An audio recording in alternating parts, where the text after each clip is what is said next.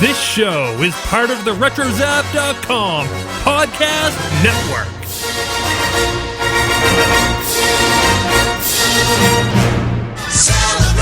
Starship Sabers and Scoundrels, a Scoundrels special edition.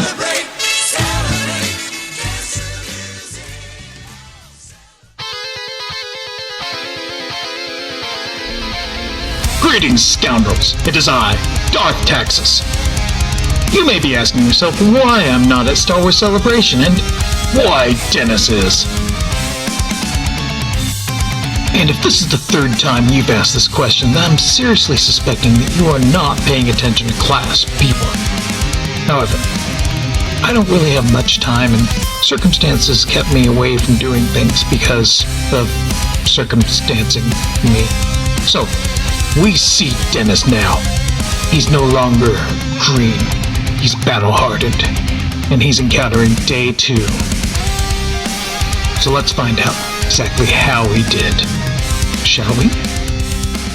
Greetings, Scoundrels. This is Dennis, the Phantom Menace Keithley, and since Taxus isn't with me, you'll have to do with this as your show welcome. This is my latest Starship Sabers and Scoundrels celebration report for Day 2 of the celebration. Day 2 was pretty much about getting autographs for me, so no, I did not attend the Last Jedi panel. In fact, I haven't even watched it yet. It was only well after the panel was over that I was able to get sufficient internet coverage to download the trailer, which I have watched a dozen times now. My quick take, it is amazing. Look for Taxus and I to break that down on a future episode. As for autographs, I had 3 on my schedule for the day. Tia Sircar, Vanessa Marshall, and Freddie Prinze Jr. I acquired them in that order. First, Tia. What a wonderful and sweet person. She was genuinely excited about meeting Rebels fans. She practically came over the table to take a picture with a little girl dressed up as Sabine. When I had the chance to get my autograph, I took the opportunity to tell her how impressed I was with her work on the Trials of the Dark episode from this past season, and she seemed genuinely thankful. She commented how it was a different type of episode for her and a different experience recording with Dave than what she normally gets, so it was fun to get a little bit farther in depth with her. So, after Tia's autograph, I got in line for Vanessa Marshall. Vanessa wasn't there yet. Her signing session had about 20 or 30 minutes to go. While I was waiting, I had a conversation with a nice young lady carrying a homemade loth cat. Literally, this thing looked like it could have just jumped out of the screen from Rebels. At any rate, her name was Cat, and fittingly enough, and I had this conversation with her. Okay, so I am here with Kat, and she has designed her own dress and her own, well, I'll let her tell you about it. So what is it that you have here, Kat? I have a Lothcat plush. And you made this yourself? I did. And how did you come about this design? Well, I wanted one to be held with the costume, so I actually contacted someone on an artist group that I was in who does patterns, and so I got them to make a plushie pattern for me, which I then digitized and colored in the patterns and had it printed on fabric and shipped to me, and I cut it out and sewed it out, and some of them have armatures now so that you can bend the legs and tails and things. And that's very creative. How long did it take you to put together this the cat? About 2 weeks from cut. The fabric it takes a while to cut out. It's very slippery and tends to shed a lot, and then it gets machine sewn, and then it gets the armature made, and then it gets all the stuffing and hand sewing. So it takes about a week from start to finish. Was there any trial and error in this, or did you get it right the first time? The first time I printed it out, it was about 3 times this size, so I have a giant one that sits in my room that can't be taken to cons, but then I managed to get the size down to something that could easily be carried around. So you're not only carrying a Lothcat, you have a Lothcat print on your dress. So how did you come up with this? I went to the Star Wars app when they came out with the different Lothcat face emojis, and I pulled the files, I arranged them into a Photoshop repeating pattern, and then took the pattern, made the image, and uploaded it to a website, ArtsCow, which does custom print apparel. Well, it looks fantastic. You're clearly very talented. Thank you for talking to me about this today. Thank you so much. You can find Kat's work on lothcatphotos.tumblr.com. Tell them Dennis from Starships, Sabers, and Scoundrels sent you. Oh, by the way, Kat gave one of those Lothcats to Vanessa, and she loved it. When I had my turn to talk to Vanessa, she was really pretty cool. I didn't have as much time with her as I did with Tia, but I did get to tell her that I appreciated her work on Rebels, and she was having a great time meeting fans. So after Vanessa, I got in line for Freddie Prinze Jr.'s autograph, and Freddie was pretty much a machine. His line moved really quickly, but he was a really good guy, and he was wishing me and everyone else to have a really great celebration. And I was good with that. It was fun to meet him, and he had a long line, longer than Tia or Vanessa, and he was getting through it. Once I had Freddie's autograph, I caught up with Mark Newbold of Radio 1138 and Jedi News fame. We talked about his podcast stage show from the day before and his celebration experience to that point. Here's Mark. Okay, I'm here with Mark Newbold from Jedi News and Radio 1138. Mark, how you doing? I'm doing very well, thanks. How's your celebration been so far? Hectic, always hectic. Loads to do. I mean, we're at the Jedi News booth at the moment, which is part of the Rebel Legion stand, and there's cosplayers and people milling around. You can hear the atmosphere, obviously. It's been busy. Loads to do. There's always loads to do. I think the thing with celebration is you miss as much as you see. So that's always a not a negative, but that's just a kind of just one of those things, isn't it? So, but we're trying to pack as much in as we can. So yesterday you were up on the podcast stage and you had some wonderful guests. Can you tell us about that? Yeah, we were very lucky, and it all came together at the last minute. We had John Jackson Miller, who was flying in that day, and we didn't think he'd arrive, but he did. So he turned up and came on stage with Jason Fry, who I only contacted 2 days before, and he was very graciously available, so he came up as well. And then opening, we had Jordan D. White, the Marvel editor, who came up and gave us a really good insight into what Marvel are doing at the moment. So it was actually more of a take cover style episode than 1138, but it worked out really well. It was fun, and we get the four of us together and we just rib each other a bit. So it was good. I think it came out well. So have you made it to either of the big panels so far? Yeah, I was very fortunate. I got to the 40th anniversary panel, which I really didn't think I'd get into, but that the stars aligned for that one. We spoke about it earlier. I mean, I think when the Carrie tribute stuff was genuinely touching, and Billy coming out was brave. I can only say it was very brave of her to come out and do and say what she said. And then seeing George, I mean, the crowd went nuts when George came out, and then Harrison Ford comes out, and the crowd pops even more. But when the curtain dropped and John Williams came out, no shame, I cried like a baby. I thought I'm never ever. I think I've had that double album since sort of '78, because that's when it really came to the UK. So I've had that for nearly 40 years and listened to it non-stop. The guy that wrote that was conducting that music right in front of my eyes live. The guy's 85. I thought, I'm never going to see this. Wrong side of the pond. He's never going to fly over again. And there he was. So that was a big moment. Do you have any idea he was going to be here? I'd heard whispers. I'd heard whispers that they were bringing an orchestra in, so you kind of put two and two together, given it's the 40th.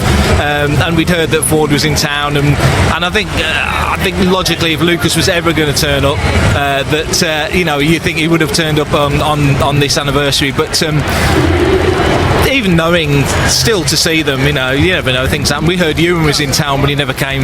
When Hayden was there with Ian, he thought, they're going to bring him out. But no, it was fantastic. Yeah, I think Warwick Davis had the best line about Harrison Ford. How they managed to keep it a surprise, despite the fact he landed on I-4. That was perfect. Yeah, and Ford's reaction to. In fact, Ford, I mean, he's a very funny guy. He's very dry. Yeah. But I think he's on good form. I've got to say, for a guy who's 75 this year, God, he's in good shape. He's 30 years older than me. He's put me to shame. So yeah. Yeah, I'm thinking he can do Indiana Jones. I wasn't so certain prior to yesterday. Oh, I agree. I wouldn't put anything past that guy. I would put nothing past that guy. I think he'll be great. So what else you got coming up for the rest of the convention? So we've got we're all trying to cover as many panels as we can. So we're all sort of flitting around here, there, and everywhere. As we speak, I've got the Mark Hamill panel in about 3 hours' time, there or thereabouts.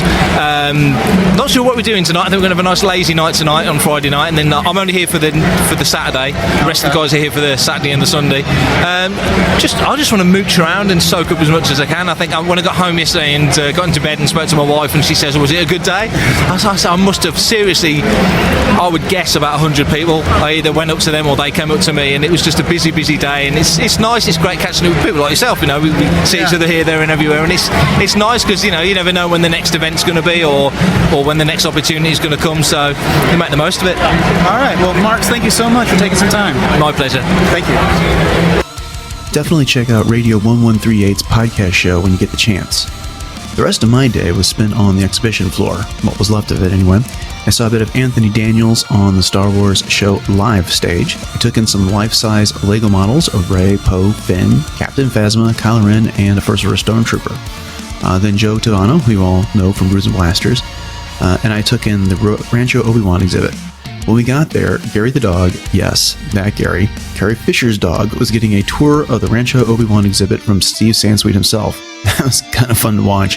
He had enough and he ran off for just a few moments, but Sci-Fi Channel was there recording that. The exhibit itself was an incredible recreation of a 1979 Star Wars dream bedroom.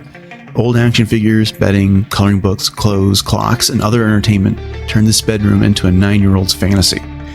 There were some things there that I had not seen in over 30 years. It was, like I said, pretty cool. So that was my day on the Celebration convention floor, but my day wasn't over. After I was done with that, I concluded it with a trip to Disney Hollywood Studios for the first ever Star Wars Galactic Nights event. This event was like a mini celebration unto itself. I met up with Dan Zare and Corey Clubb from Coffee with Kenobi and Jeff McGee from Assembly of Geeks, Comics with Kenobi, and Marvin Dog Media, and we took in the event. It all started off with the Empire's March from Star Tours to the Royal Base, which is what they were calling the stage in front of the Chinese theater where they have the Great Movie Ride. Once they got there, they were joined by Darth Vader. The launch bay had some outstanding props, including Anakin's pod racer. They had models of various starships and costumes, and some of the stuff was actually on loan from Lucasfilm, such as the Beach Trooper outfit they had there. Our 2 units roamed the courtyard outside the launch bay, and I got accosted by some First Order Stormtroopers and later by Death Troopers while I was there. However, I convinced them that I wasn't the podcaster they're looking for, so they should move along. After that, we did a ride on Aerosmith's Rock and Roller Coaster, which featured the music of John Williams this time. They also turned off the lights, so that was a bit of a different experience. And then we took in Toy Story Mania, which was just the same ride it is. And, of course, no trip to Disney Hollywood Studios is complete for a Star Wars fan without a trip to Star Tours. And no, I was not the Rebel Spy, but we had a good time. One of the highlights of Galactic Nights was the Celebrity Chat Show. This was hosted by Vanessa Marshall, and it featured John Knoll and, as Taxus would say, Plano's own Alan Tudyk. And it was pretty spectacular. I essentially got to walk into a Rogue One panel without waiting in line. It was about 30 minutes, and John Knoll described the pitch process for Rogue One and how he came up with that idea. And Alan Tudyk entertained with stories of playing K2SO.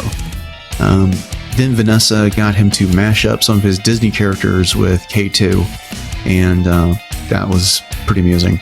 So it was about, like I said, about a 30-minute show, and we got a little bit more behind-the-scenes stuff. But best of all, there was just no waiting in line. Like I said, it's we walked right in and sat down. But celebration ended with the Galactic Spectacular, which was a fireworks laser projection show in the middle of the park, and that was an A+ experience all around. Okay, well, that's going to do it for my Day 2 experience. You can find pictures of some of these things on our Facebook page, which is facebook.com/sqpod, my personal Twitter account at DJKVER2, and we've been trying to retweet some of that stuff, thanks Taxus, on our show Twitter feed, which is at SQPod. And then I've also got a lot of the stuff on my own Instagram account, which I'm DJ Keithley there. So, again, thanks for listening. I hope to be back tomorrow with another report. Until then, may the Force be with you. That was some really great stuff Dennis had and revealed to us in ways that were fascinating and yet shocking. And if you're thinking to yourself, I haven't listened to it yet, you're right. I wasn't kidding about being really busy.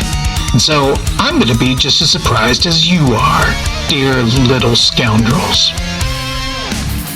But now it's time for the mind-numbingly, soul-crushingly boring stuff. A special thanks to Aaron Lee for our show logos, and to James Volpe, the Ska Geek, for our good, the bad, and the ugly logo. Also thanks to Galactic Empire for the blistering music we used during this segment.